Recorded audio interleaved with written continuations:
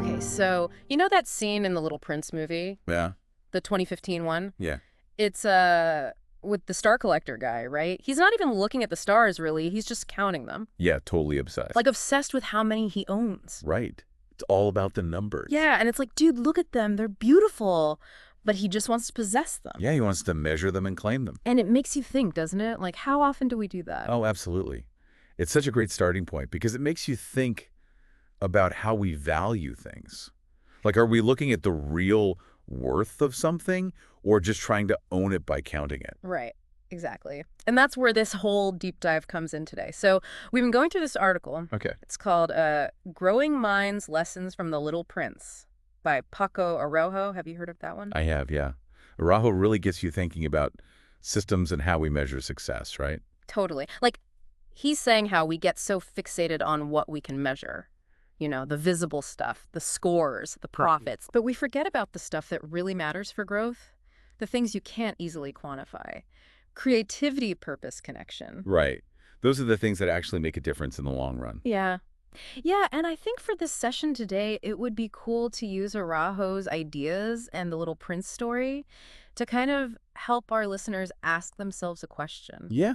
What's that question? Like, are we really helping things grow in our lives? Or are we just kind of collecting stars, just gathering those shiny metrics without really creating anything meaningful? Yeah. That's such a powerful question to consider. So let's go back to the star collector for a second. That image really stuck with me. When you think about him, what stands out to you about how systems work, how Araujo describes them? Well, it's like the collector's totally disconnected from the stars, right? Yeah. He counts them. He thinks he owns them because he's counted them. But he doesn't get them at all. Exactly. No appreciation for what they are, their beauty, their wonder. And this is so similar to how systems often work, right? Oh. We get fixated on what's easy to measure. In schools, it's test scores.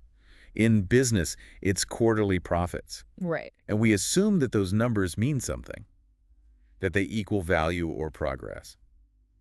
But do they really? That's the big question. I mean, have you ever felt that way? Like you were being judged based on something that didn't really tell the whole story? Oh, yeah, all the time. Me too. Like back in school, there were times where it felt like all that mattered was the grade. Just that letter or number. Right, the grade becomes the star. Exactly. And I was so focused on getting that A that I kind of forgot about actually learning and understanding the material. Yeah, and that way of thinking sticks with us. It totally does. Even in the workplace. Think about it. Sometimes there's this intense pressure to hit those short-term financial targets. Right. Which makes sense to some extent. Yeah, of course. You need to keep the lights on. But sometimes it goes too far. It's like the only thing that matters is making those numbers go up. But what about investing in the long term? Like research and development. Okay. Or taking care of your employees. Exactly. Are those financial figures the whole picture of a company's health? Or are they just like a bunch of shiny financial stars? That's a good way to put it. So it's about looking beyond those surface level metrics, right? Totally. And Araujo talks about this thing called the factory school model, where education becomes, like you said, really standardized, focused on tests and numbers. Right, like an assembly line. Yeah. Yeah. What do you think is the biggest issue with that kind of system? Well, I think the core problem is that it doesn't see each student as an individual. Right. It's like it treats them all as identical products that need to meet the same exact standards. Yeah. It's like a cookie cutter approach. And that brings us back to Araujo's question. Are we nurturing growth or just collecting stars? Yeah. Are we helping students develop a genuine love for learning, or are we just drilling them to pass tests? That's a really good question. What do you think about that factory school idea? Did it remind you of any of your own experiences? Oh, definitely. I've seen it firsthand. You get students who are amazing at memorizing facts. They ace the tests. But then they can't apply that knowledge in the real world. Yeah. Or they can't think creatively. Like they haven't really learned how to think. Exactly. Yeah. We're measuring a very specific type of performance. Yeah, and mistaking it for true understanding. Totally. To counter that image, Araujo introduces this really cool idea, the learning garden. Oh, yeah, I like that part. How do you think that metaphor changes how we think about education? Well, instead of a rigid factory, with all the rules and the same process for everyone. Right. It's more organic. Yeah. Yeah. It's more like a garden where every plant is different. And needs different things to thrive. Exactly. So the students or employees or whoever are like seeds, each with their own unique potential. Like some need more sun, some need more shade. Totally. And just like a garden needs sunlight and water to grow. What would those things be in a learning environment? Well, it would be things like knowledge and resources Right. and support, and really importantly, individualized care. Yeah. Like a good gardener knows which plants need more water, which ones need more fertilizer. Exactly. It's not one size fits all. And that's where those who nurture growth come in, right? The gardeners. Totally. Who do you see as the gardeners? I think it's anyone who guides and supports that growth. The teachers. Yeah, teachers, mentors, leaders. And Araujo connects this to how the little prince cares for his rose, right? Yeah. Like the prince doesn't just count the petals on his rose or compare it to other roses. He understands it. He knows what it needs. Right. He has this deep connection to it. And he cares for it with patience. Yeah. And that's what makes it thrive. And that's so different from those factory systems. Oh, yeah. They try to standardize everything. And they end up with what Araujo calls barren outcomes. Exactly. Yeah. Because not everything can grow the same way. Have you ever seen situations where a lack of that individual support really hurt someone's potential? Oh, tons of times, especially in the workplace. You know, if a manager treats every single person on their team exactly the same. Right, like using the same management style for everyone. Yeah, they're not going to get the best out of everyone. Some people thrive with lots of independence. Yeah, some need more guidance. And if you don't give them that, you end up with those barren outcomes. Exactly. So it's about recognizing those individual needs. Okay, so Araujo also talks about this idea of stocks and flows in the garden metaphor. Can you break that down for us? Sure. It's a really helpful way to think about how systems work. So the stocks are like the valuable things that accumulate in the system. Okay, like what? Well, in education, it could be a student's knowledge, their creativity, their confidence. In a company, it might be the collective skill set of the employees or the level of innovation. Okay, so those are the stocks. Right. Those stocks can grow or shrink based on what Araujo calls flows. And flows are. Flows are the ongoing processes and inputs that affect those stocks. So for our learning garden, what would be some examples of good flows? Good flows would be things like effective teaching methods, supportive feedback from teachers, enough time for exploration and experimentation. Okay, and bad flows would be like a super stressful environment. Yeah, or a lack of resources. Yeah. Or a really rigid curriculum that doesn't allow for creativity. And just like in real garden, the health of the soil matters too. All right. That's the foundation. So in this case, what would the soil represent? The soil is like the overall environment of the system. Is it supportive? Is it nurturing? Or is it toxic and draining? And that affects everything else. Makes sense. So a system that only looks at the stocks. Like just the final grades? Exactly. Or just the end-of-year performance reviews. It might miss the impact of those flows and the quality of the soil. They're just looking at the end result without understanding what got them there. Right. Like they're only seeing the fruit, but not the roots. Exactly. Yeah. And this brings us to what Araujo calls the systems gap. Okay, what's that? Well, he's basically saying that often there's a mismatch between what our systems are designed to produce. Which is usually those measurable outputs. Right. And what the world actually needs. He uses the factory school example again, where the emphasis on efficiency and standardized testing can actually work against developing imagination and empathy.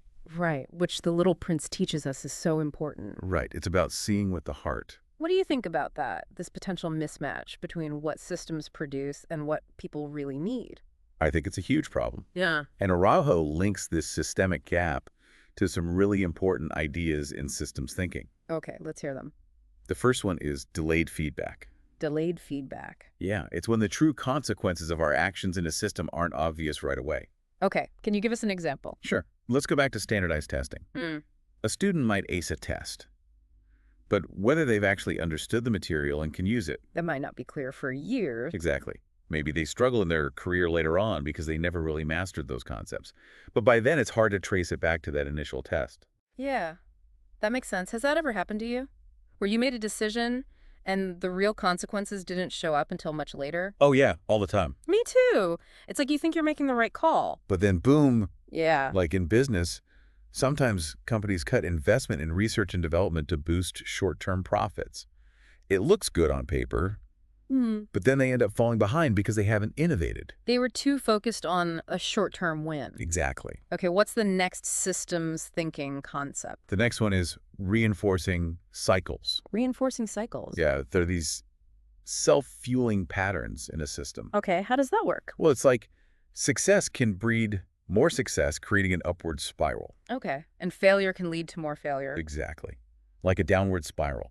In education, if a student starts off doing well and gets positive feedback from their teachers, They're probably going to keep doing well. right, they get more engaged and confident. Mm.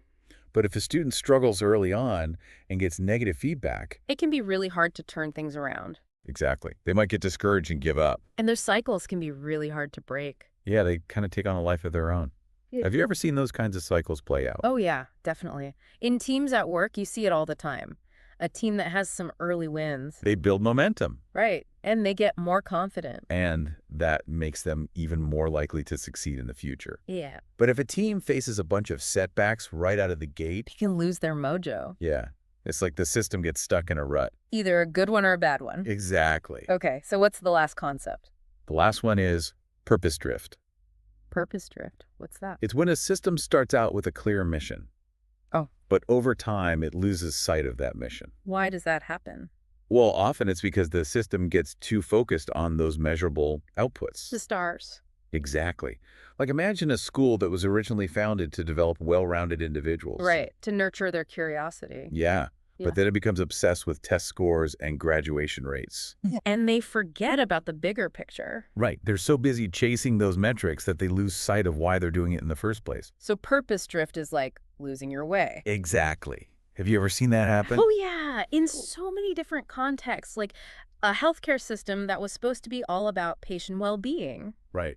but then it becomes more focused on financial efficiency and profits. And patients start to feel like numbers. Yeah, it's like the system forgets its heart. It's lost its way. Okay, so we've talked about all these potential problems with systems. What are the big takeaways from The Little Prince that Araujo thinks can help us fix these problems? Well, I think the main lesson is that systems are a lot like gardens. Okay. They need care, patience, and intentional design. Yeah. The Little Prince's relationship with his rose shows us that. Right. He takes the time to understand his rose. Exactly. He doesn't try to force it to be something it's not. And that's how it flourishes. Yeah, it's about giving it what it needs to thrive. So how can we apply that lesson to the systems we're part of? Well, Araujo has some great questions for us to think about. Lay them on us. The first one is, what are we truly growing?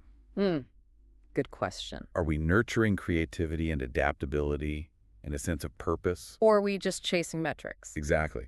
The second question is, what are the invisible forces at play in our system? Those delays and feedback loops. Right. Are we aware how they're shaping our outcomes? Yeah. And the final question is, are we tending the soil?